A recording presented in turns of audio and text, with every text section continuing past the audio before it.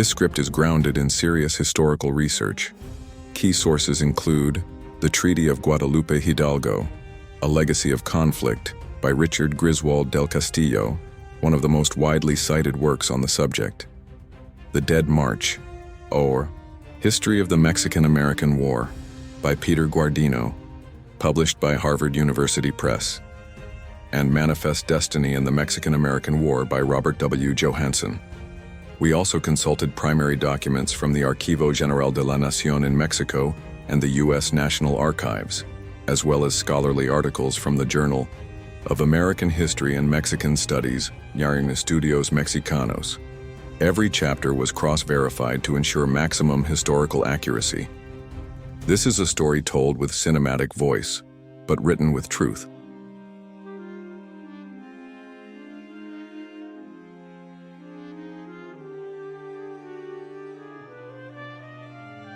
On February 2, 1848, Mexico signed the Treaty of Guadalupe Hidalgo. One signature, one stroke of ink, and half a country changed hands. This isn't just a story of war, it's a story of division, betrayal, survival, and wounds that still bleed. Today we'll explore the hidden drama of one of the bitterest episodes in Mexican history, the surrender of over half its territory to the United States.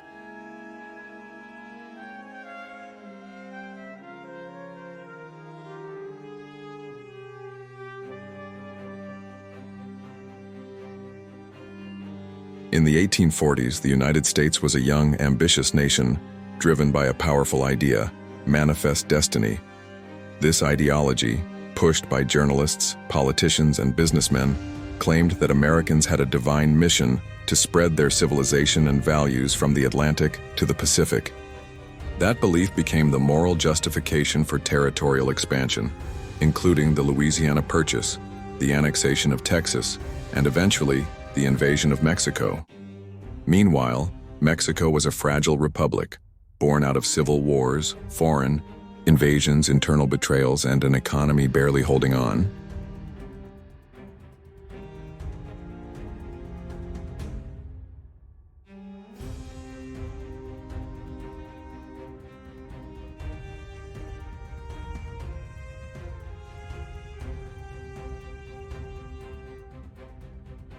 In 1836, after a rebellion by Anglo settlers supported by the U.S., Texas declared independence from Mexico. It was an open wound. For nearly a decade, Texas existed as an independent republic, though with strong economic and military ties to its northern neighbor. In 1845, the United States officially annexed Texas. For Mexico, this was a veiled declaration of war. The dispute over the border, the Rio Grande for Americans, the Nueces River for Mexicans, was the spark that ignited a continental fire.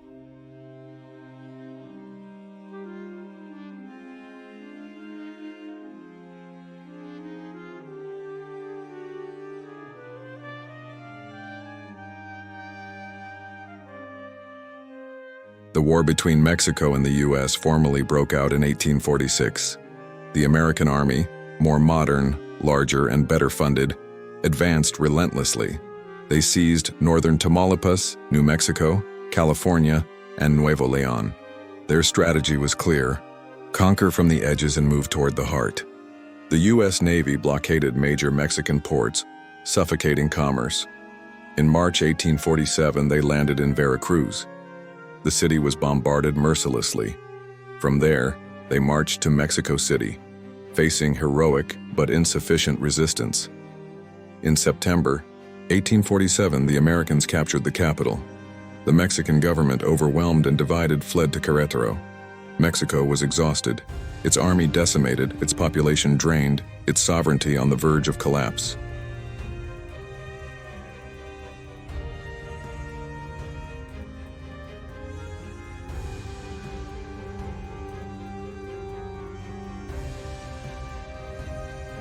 The external war wasn't Mexico's only battle.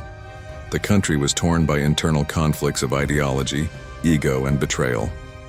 Antonio López de Santa Anna returned from exile to lead, but his role was controversial and divisive.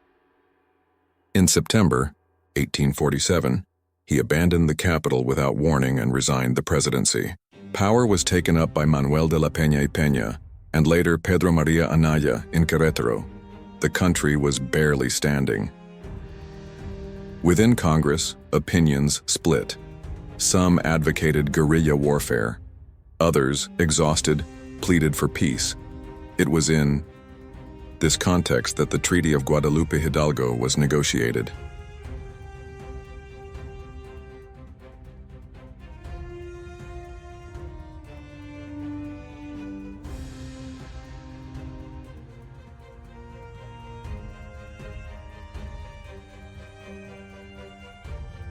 On February 2, 1848, in the village of Guadalupe Hidalgo, the treaty that would end the war was signed.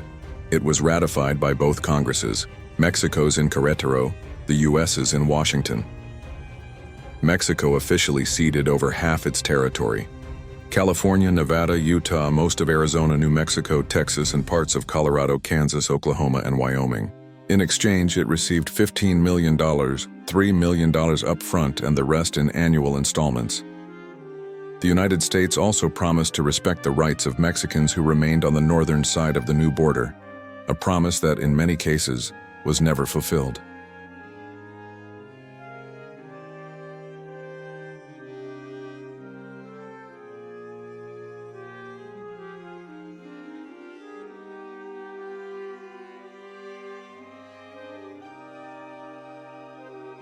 Article 11 of the treaty is one of the most controversial. In it, Mexico requested that the U.S. prevent raids by hostile indigenous tribes, such as the Apaches and Comanches, into its territory. This was a tacit surrender of sovereignty. In the border region, Mexico entrusted the U.S. with the safety of its northern citizens. It was a humiliating clause, born of exhaustion and desperation. Worse yet, the United States never fully honored this obligation, and the raids continued for years.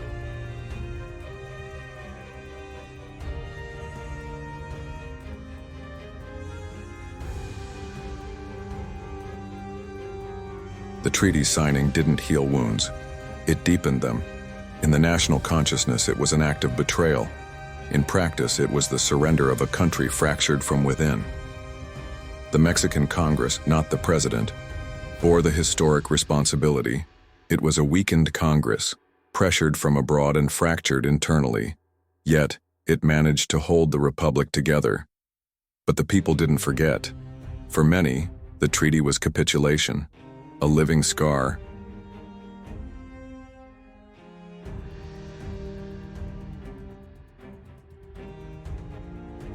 The geographical consequences of the treaty were immediate. Maps were redrawn. The United States gained access to the Pacific Ocean, and with it, the gates to global trade. Mexico was left isolated and impoverished. Mexicans living in the ceded territories suddenly became foreigners in their own land. Many lost their land, their rights, their legal identity. An era of discrimination and dispossession had begun.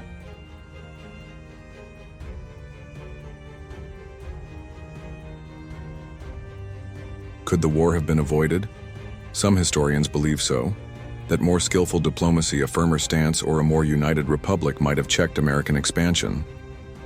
But the truth is, manifest destiny and U.S. military power were unlikely to be stopped. Mexico was doomed to lose one from within and without into a rising empire.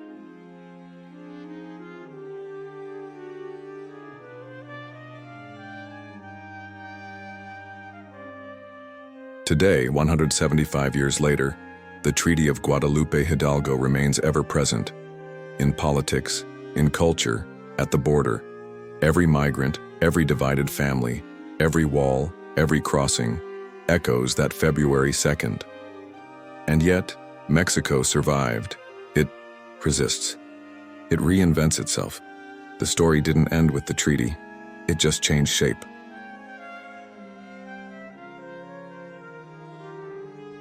History doesn't vanish. It's remembered. The Treaty of Guadalupe Hidalgo wasn't just a peace agreement.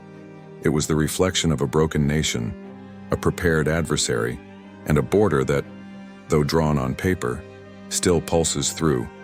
Living flesh, this was 1848. This was when Mexico lost half its territory.